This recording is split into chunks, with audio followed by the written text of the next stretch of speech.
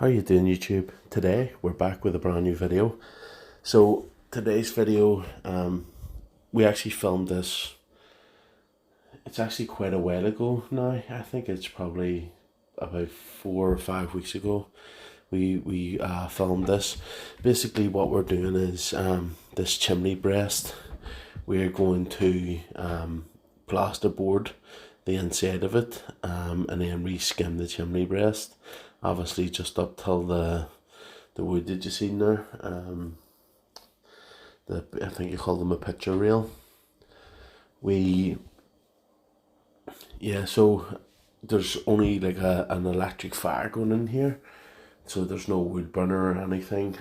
If there was a wood burner in, we would be using concrete board, that sort of stuff. But because as I say, it's just an electric fire going in, with no need to.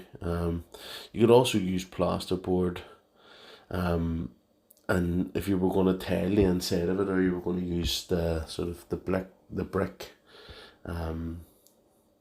like wee slithers of brick that you cut and you stick on, they're sort of like tiles, but they give you the old Belfast brick effect. You could just use plasterboard as well. I actually done that in my house. We widened our chimney breast up. I actually think there's pictures of it on Facebook, on the Facebook page. Link for that in the description. But we done it in my house. We widened the chimney breast. The opening of the chimney breast. We put a lintel in, because there was no lintel. Someone had took it out at some stage, and then we plasterboard the inside. But then I went and tiled it so that we could put the wood stove in. We tiled it with a natural slate tile. It sort of has to be that. It needs to be something, like natural stone or slate, just to help sort of diffuse the heat of the wood burners. Realistically, you want it just to be concrete board, or rendered with fireproof render, whatever that is. But number one, the fireproof render is not the best, unless it's unless it's a pretty big space and it's just a regular open fire going in. The fireproof plaster isn't going to survive either. It's sad, but it's true. Most plasters won't tell you that. They'll charge you a fortune to do it, and then it'll all come off after a few years of being baked by one of them wood burner stoves. So on this job, you see me, there's like lath was built. This is like old lime render, and there was lath built in. So we cut the lath out, because a lot of the times, if you skim over the lath without taping it, the lath will swell, and all your beads, along all your angle beads, will crack. I've had it happen to me twice, and I started just cutting them lath out. You see, they absorb the moisture of the plaster, and they swell up, and they sit soaking, and then once so they're all swelled, and then once the plaster starts to dry, it shrinks, the wood shrinks back, and it just cracks everything, which is a nightmare. So if you can cut them out, cut them out. If you can't, then what we would do is we use the 4-inch scrim tape. We'll put the 4-inch scrim tape 2 inches either side of the wood, and we'll staple that into the wall. And we use lots of staples, and I usually cut them out. I have done that a few times. taping and stapling, and I've never had any issues with it. But you're best if you know they're there, just cut them out, and save yourself the heartache of having to go back and fix a cracked wall basically. You can see here we're just using the hammer fixings to fit this board. The inside of this chimney breast was actually in really good condition. I'd actually quoted these people to do this, but also to rejoint it. I don't think it was nice enough to rejoint, but yeah, so they went with this option, and this is what we sort of went for. We're just using standard half-inch plasterboard, and we actually leave it a little bit longer, so you see you can see there's a bit of a lip in it. We've allowed, obviously we're going to have plasterboard here on the face as well, so that's just to allow the plasterboard to fit in nicely without sticking out. Now this video, I first and second coat, I close in and then I cut it, but I actually don't. I flexi the wall, but the video clip corrupted for whatever reason, so I don't actually have me doing the finish trial, but yeah, so it's just up till the cutting stage, and then that's it. I had a few people asking about the way I cut board, just asking, is it precise? The way I use like the tape measure on the edge and mark the plasterboard with the end of the tape measure, and then cut it, and it's not super precise. If one hand goes down faster than the other, obviously you close the space and it can give you sort of crappy lines, but it comes with experience. Like the longer you're doing it, the better you become basically. And if I was doing lots and lots of plasterboarding, if I was using lots of plasterboard, I have it's like a T. It's basically the width of a bit of plasterboard, and you set it on the top, and it gives you like a square, and you just run your blade down, and it cuts it nice and square. But it's not something I'm going to take out of the van for stuff like this, And once you do it this way, you actually get, pretty used to doing it. And plasterboarding for us doesn't need to be precise, because obviously we're plastering straight after. And we get, we can any bits that aren't perfect, we can fix with a plaster basically. If we were just jointing and filling this, it would be a different story altogether. But we're plastering it, so we can get away with it. As I say, this job was a while ago, so I'm doing the voiceover, sort of not really remembering exactly what I had done.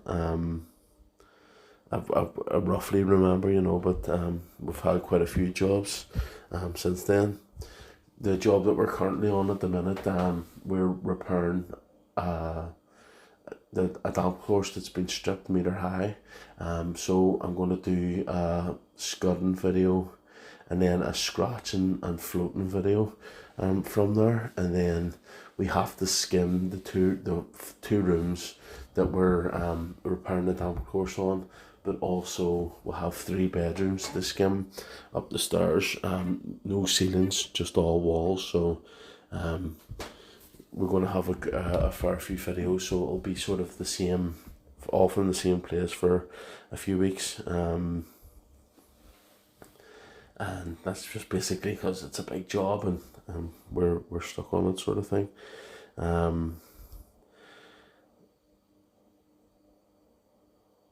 I prefer using these these drill fixings because they're so strong, but they're also super fast. Like if I was to come here and have to mix up dot and dab these boards onto the wall and then wait for the dot and dab to dry, this would be an all day job.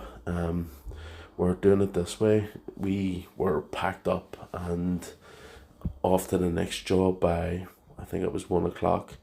The job after this was the last 3 videos that I posted.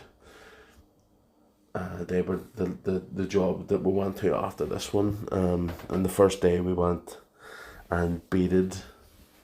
We left here and got there for about 1:30, and beaded and sort of prepped, and then we skimmed the big room.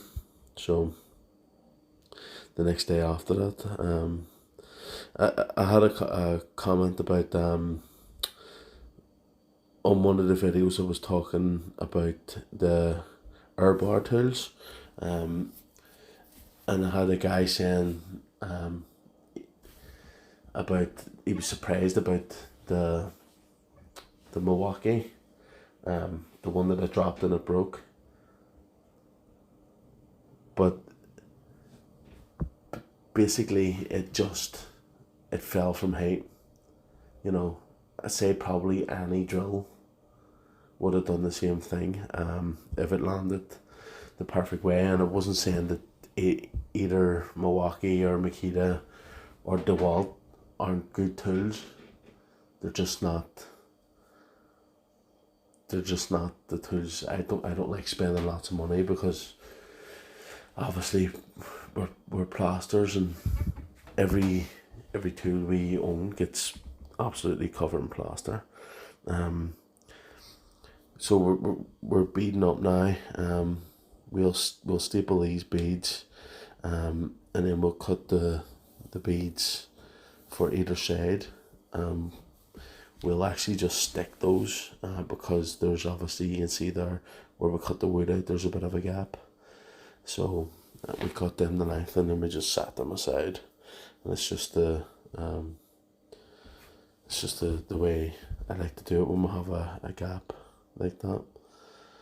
And this again, this is the bad PVA, and I actually sort of feel vindicated because I was in the builder's yard the other day, and a few weeks ago I had a bit of a moan at the guy in the builder's yard about the PVA being shit, and he didn't say anything at the time, and then the other day that I was in and I mentioned it again, you know, that they'd got the good PVA back, and it said, like, you know, it was a bit mad, that stuff, like, and explained to him, he was like, listen, we had like 30 or 40 other plasters that all used the same stuff. We were just like flat out complaining that the exact same thing, that the PVA was drying, was like almost completely dry, and the plaster was still sliding all over the top of it. So it wasn't just me, and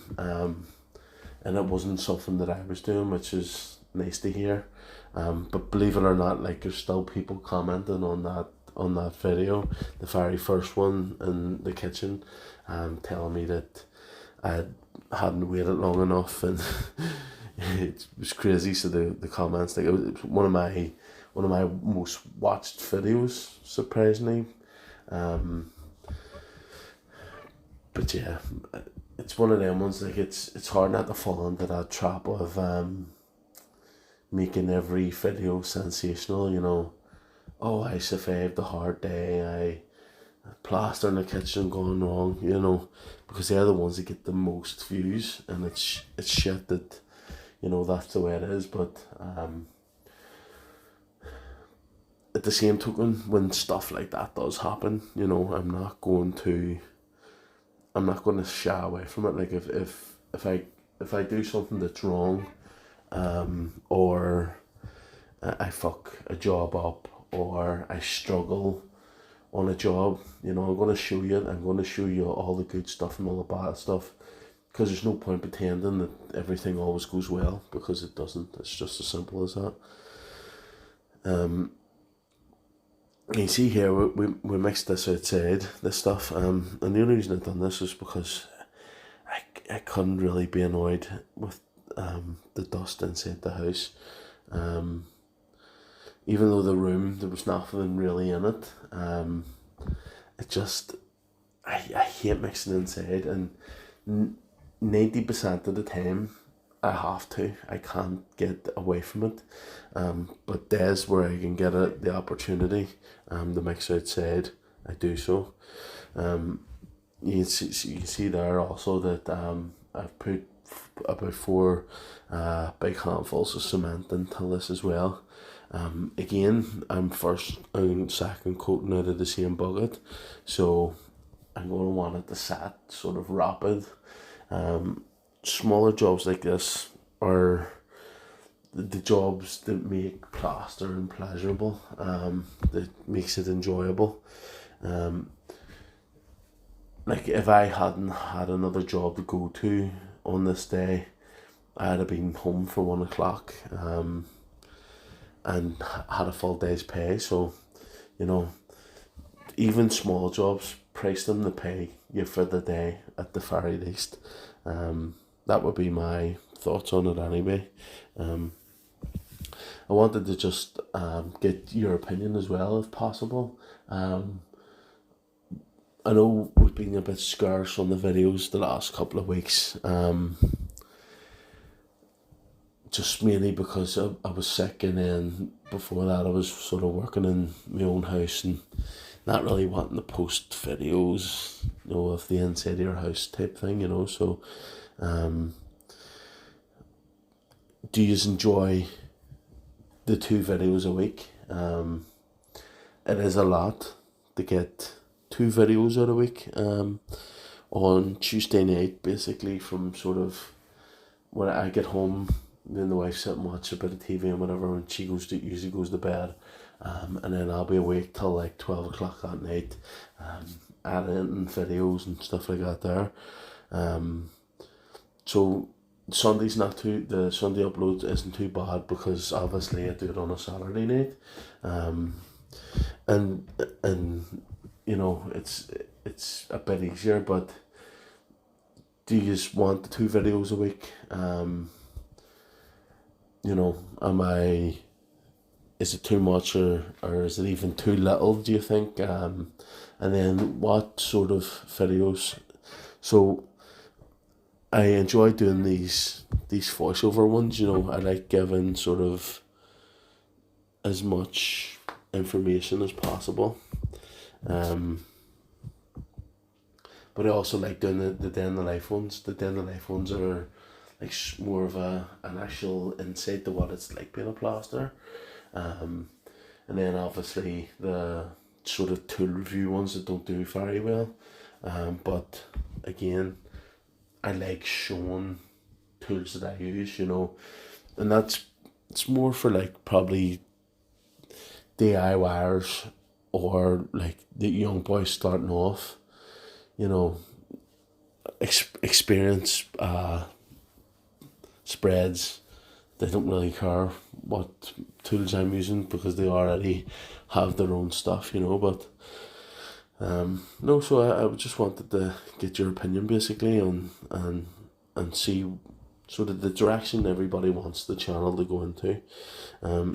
You see now, I filled a bit of plaster until those joints, and scrim tape them. It's important that you always scrim tape any joints like that. And if you're going to put like the skim through the gap there onto the brick, you need to make sure that it's PVA'd, because if the brick isn't PVA'd, it'll just suck every tiny bit of moisture out of that plaster, and you'll be back in a few weeks picking up big lumps of it off the floor and having to re-skim it basically. So always PVA the brick, even if you're I see a lot of boys too, they'll when they're bonding, like especially old houses like this, sort of like Georgian, you know, Georgian area houses, you know, with the big massive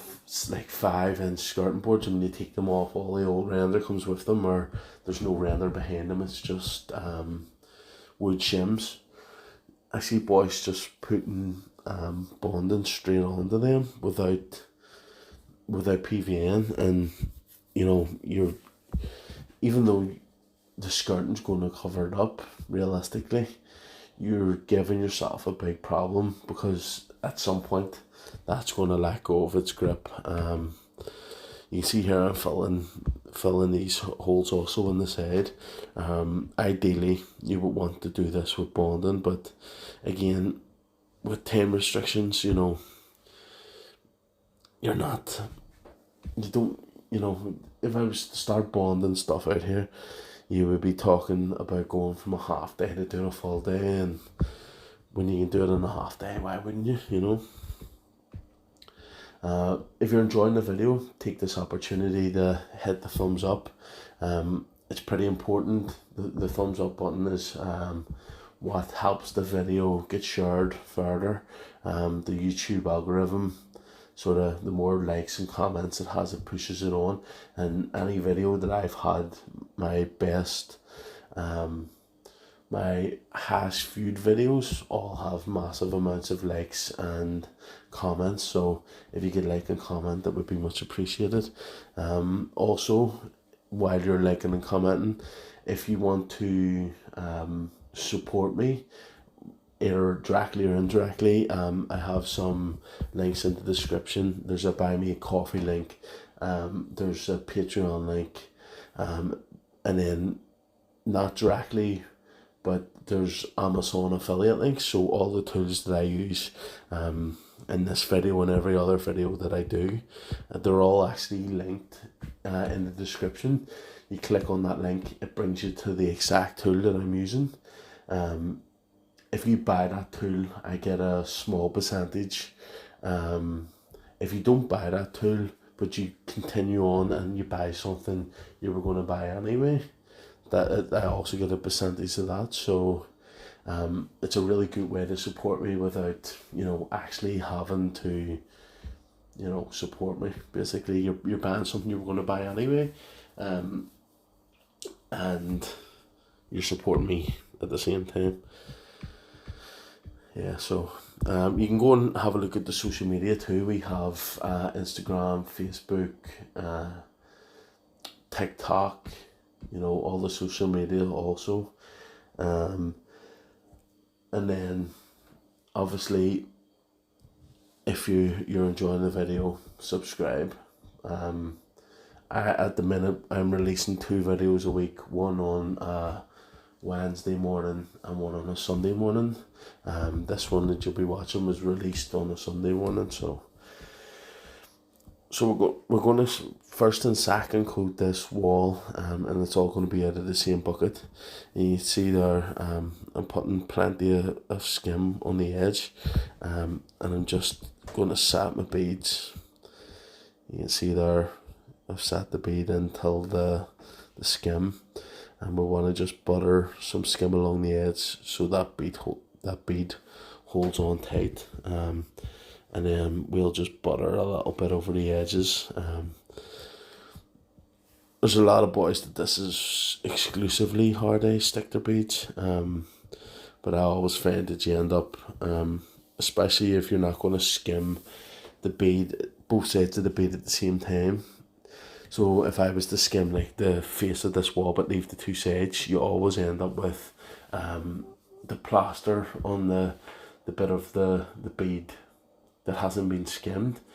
If you skim it the same day, you do get some suction, but it's mostly if you come to skim it the day after, and it just completely sucks all the moisture out of your plaster on the angle bead, and it can make your work look really messy. We had a guy that worked with us, and he only stuck beads with either skim or bonding. Usually when he went into the house, he stuck all the beads the first day using bonding, and trying to skim over them beads, man, was an absolute nightmare.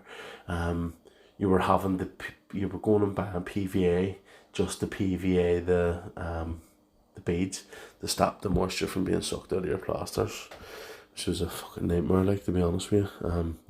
And that's what led me to the search to find alternatives. I nailed them for a while. I've used the tape. It's like an orange tape, which is actually pretty good, but expensive. And then I came across, it was actually an American spread, and he was stapling chicken wire. I think they were doing the stucco or whatever you call it, but they were stapling the chicken wire to the outside of the house, and I thought to myself, well, if I could get a strong enough stapler, I could probably get it to go into, you know, most walls.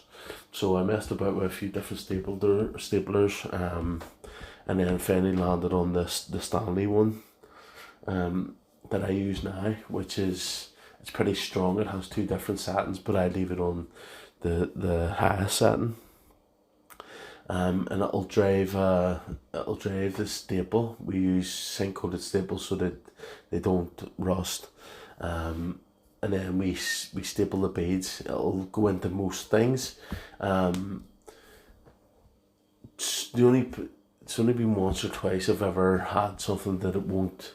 Usually what happens is the very top, like the very tip of the staple just goes into the wall, and then you have to hammer. You've probably seen me doing it before, and you have to hammer the staple flat, but it does hold it. And then obviously when I can't get a staple to hold, then we would go to sticking them, which obviously again isn't ideal, but I would only stick the ones that I'm going to skim. You know, if I stick an angle bead on, I'm going to skim both sides, just so that I don't have the issue with it drying out, you know. So we just cut this wall, and like all the other videos, with the chimney breast, we cut it and then we just hit it with a regular steel trowel, and then we flaxed it, and obviously, like I said, I haven't got the footage of me hitting it with a steel trowel or flaxing, but it's something that you have to do. I'm actually going to pick up a sponge float. I'm going to sponge float a few of these rooms on this job that I'm doing this week. We're going to be skimming upstairs hopefully, so I'm actually going to I'm going to use the sponge float and just see what it's like. There's so many people's talked about it, so I'll give it a go and just see, you know. And then at least I've tried it before, but I've only ever used it when I'm struggling, you know, when I'm losing a wall, and you know, I pull that sponge float out and sponge it, and then sponge the whole thing, and you're chasing yourself. But I seen a guy the other day, and he was only sponging a bit at a time. So yeah, but basically that's going to be it for this video, guys. I hope you enjoyed it. If you did, hit the thumbs up button, and subscribe. Like I said, hit that bell if you want notified when I upload a video. Check out all the social medias, and all the links to support me is in the description below. Thanks for watching. Hope you enjoyed, and I'll see you in the next video.